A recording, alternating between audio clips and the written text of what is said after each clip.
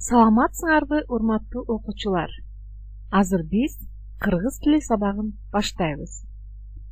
Алгач, сабакты баштаардан мурун алтын эрежелерди кабыл алып алалык балдар. Алтын эрежелер. Биринчи эрежебиз бул сабакты аягына чейин конт коюп көрөбүз. Экинчи эрежебиз берилген тапшырмалардын баардыгын өз убагында так аткарууга аракет кылабыз.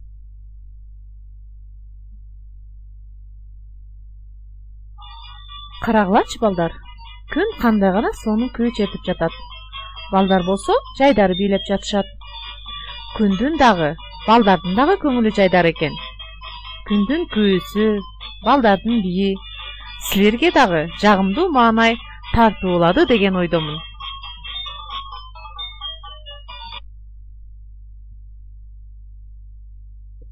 Эми балдар, биз өткөн темабызды кайталап алалык.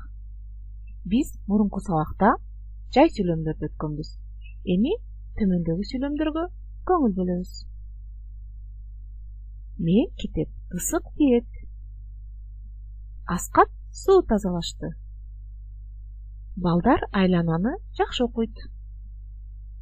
Жайында күн окуп жатам. Назима абдан алып келди.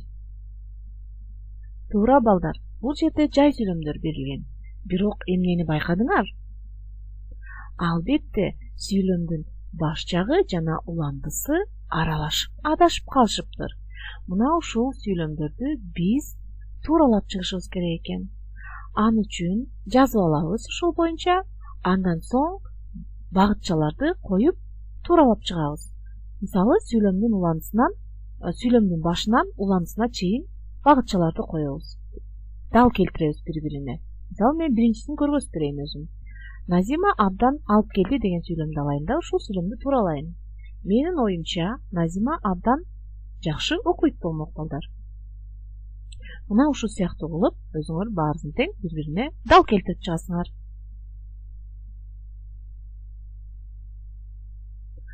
Азыр болсо биз жаңы теманы баштаардын алдында акыл чабуулун өткөрүп алалык балдар. Бул үчүн силерге мен бир сүрөт көргөзөм. Мына ошол сүрөткө карап биз кыскача окуя жазабыз.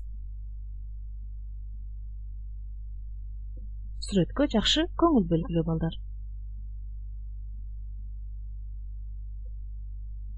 Жаз келди.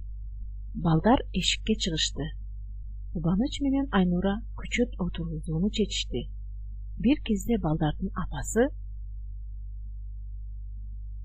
"Балдарым, жылуу кийиндиңерби?" деп сурады. "Ооба" дешти балдар чуңул кыйкырып. Ары жактан жер айдаган трактордун үнү угулуп турган. Балдар көчөт отургузууга ылайыктуу жерди тандап алышты. Айнура сиңдисине кайрылып: "Айбийке, үйгө барып көчөттөрдү көтөрүп келе аласыңбы?" деди. "Албетте эжеке, алып келе алам" деп чуркаган бойдон барып көчөттөрдү алып келе койду. Балдар, эми ушул окуядан эмнени байкадыңар?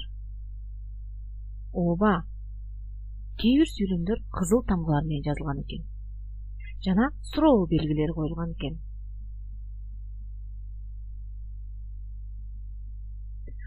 Туура балдар, кызыл менен белгиленген сүйлөмдөр суроолуу сүйлөмдөр.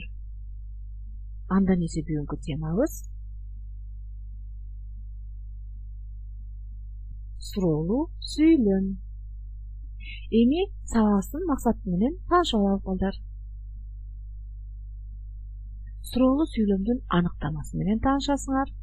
Өз алдыңарча суроолуу сүйлөмдөрдү түзө аласыңар. Суроолуу сүйлөмдү башка сүйлөмдөрдөн айырмалап ажырата аласыңар. Эс тутумуңар жакшырат, кабыл алуу, ойлонуу сезимиңер, билгичтигиңер, чыгармачыл ой жүгүртүүңөр калыптанат. Жазуу көндүмүңөр жакшырат. Эмгектене билүүгө жана тапшырмаларды аткаруу менен жоопкерчиликке тарбиялансыңар балдар. Демек, мына биз ушундай сонун максаттарга жетет экенбиз бүгүнкү сабагыбызда. Анда эмесе суроолуу сүйлөмгө өтөлүк балдар. Суроолуу сүйлөм. Бир нерсени сурап билүү максатында айтылган сүйлөм суроолуу сүйлөм деп аталат. Ошондой эле суроолуу сүйлөмдү аныктоодо интонация дагы мааниге ээ.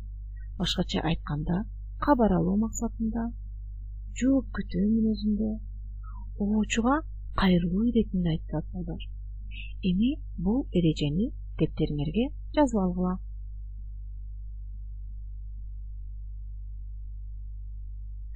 Суроолуу сүйлөмдөрдүн аягына суроо белгиси коюлат. Эгерде биз суроолуу сүйлөмдүн аягына суроо белгисин койбосок, анда ал ката болуп эсептелинет балдар. Эми ушул суроолуу сүйлөмдөрдөн мисал келтире кетелик. Сен кимдин кызы болосуң? Бакыт канчанчы класста окуйсуң? Кызыл көйнөктүн баасы канча? Алар эртең шаарга кетишет бекен? Тапшырмаларды аткардыңбы?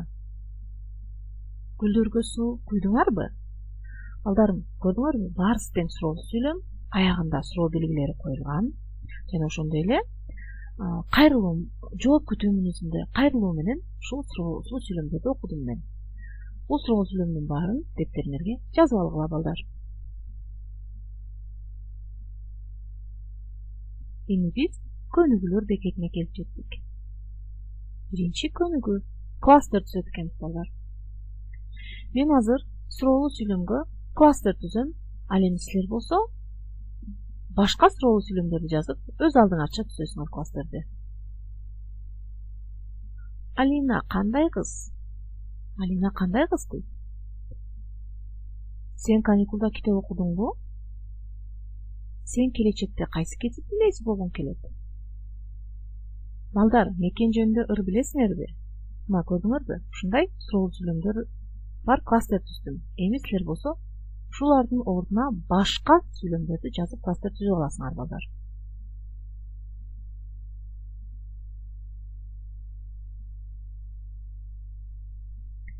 Экинчи көнүгүү. Экинчи көнүгүүдө биз балдар текст менен таанышабыз. Жана ушул тексттен суроолуу сүйлөмдөрдү табат экенбиз. Анда эмесе текстке көңүл буралык. Бирок какыраган чөлдө кайдагы от? Шыгыраган кумдан башка серейген куурайда жок. Айласы кеткен кодолек эми кантем? Акыра, жалбырактан мага да үзүп берчи деп сурады. Өзүң эле үзүп жечи, деди акыра мойнун толгоп. Кодолек дарактын башына канчалык мойнун созсо дагы жете албады. Ыйламсырап акырага мытты. Акыра, кардым аябай ачты. Куркуйган мойнуңду берип турчу, жалбырак үзүп жейин. Жок кодолек, ал куркуйса да менин мойнум. Мен сага өз мойнумду бере албаймын, деди акыра. Кодолек ойлонуп калды. Акырага орунсуз суроо берип, аны капа кылганын сезди. Ал эми кетирген каталыгын оңдогусу келди. Акыра, мени кечирип койчу. Мындан ары орунсуз суроо берип, сени капа кылбаймын, деди. Аны акыра укканда жибип кетти. Макул кодолек. Ар кимдин өзүнө жараша мойну болорун түшүндүңбү? Узун мойун эмне үчүн керек экенин билдиңби? Деди ага жалбырак үзүп берип жатып. Ошондон кийин кодолек бирөөгө жөнү жок суроо бергенин койду. Ал ошентип акыра менен дос болуп алды балдар.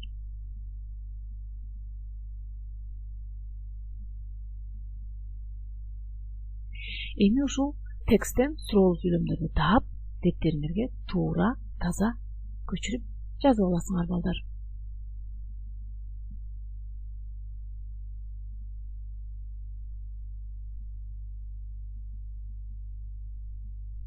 Андан ары улантабыз сабагыбызды. Үчүнчү көнүгүү. Сөздөн сөз жараткыла. Аларды катыштырып, суроолуу сүйлөмдөрдү түзгүлө.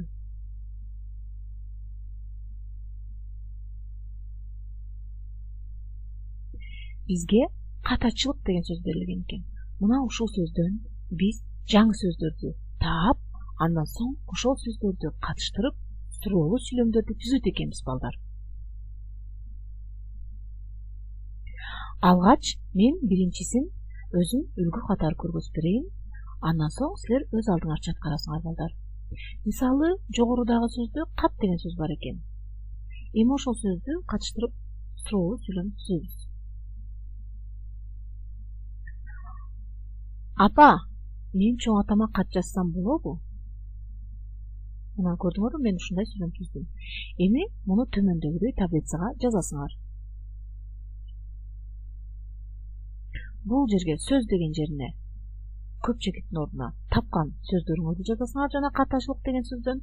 Ал эми бул жерге ошол силер тапкан сөздөрдү катыштырып түзгөн суроолуу сүйлөмүңөрдү жазып коесуңар балдар. Балдар, бүгүнкү сабагыбыз силерге түшүнүктүү болду деп эсептеймин. Эми төмөндө тапшырмаларды кандай аткарганыңыздар боюнча түшүндүрмөлөрдү берип кетейин. Жогоруда көрсөтүлгөн көнүгүүлөрдү толук дептерге жазып, жана төмөндөгү тапшырманы аткарасыңар. Сүрөттөр боюнча суроолуу жана жай сүйлөмдөрдү түзөбүз балдар. Мына ушул сүрөттөргө карап суроолуу жана жай сүйлөмдөрдү түзөбүз балдар.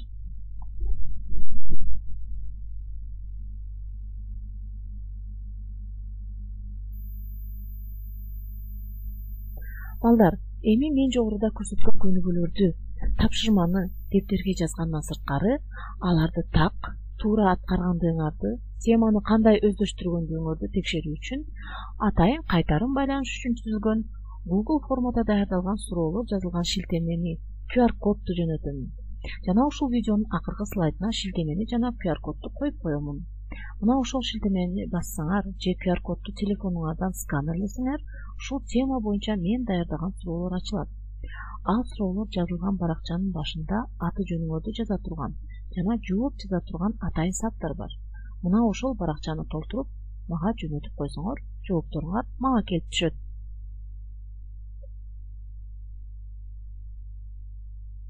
Бул шилтеме балдар. Ушул шилтеме аркылуу мен түзгөн суроолорго кире аласыңар.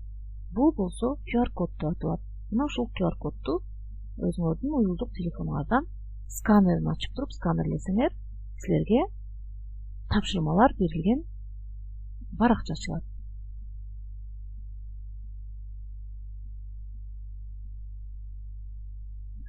Балдар, көңүл бурганыңарга чоң рахмат. Саламатта болгула балдар.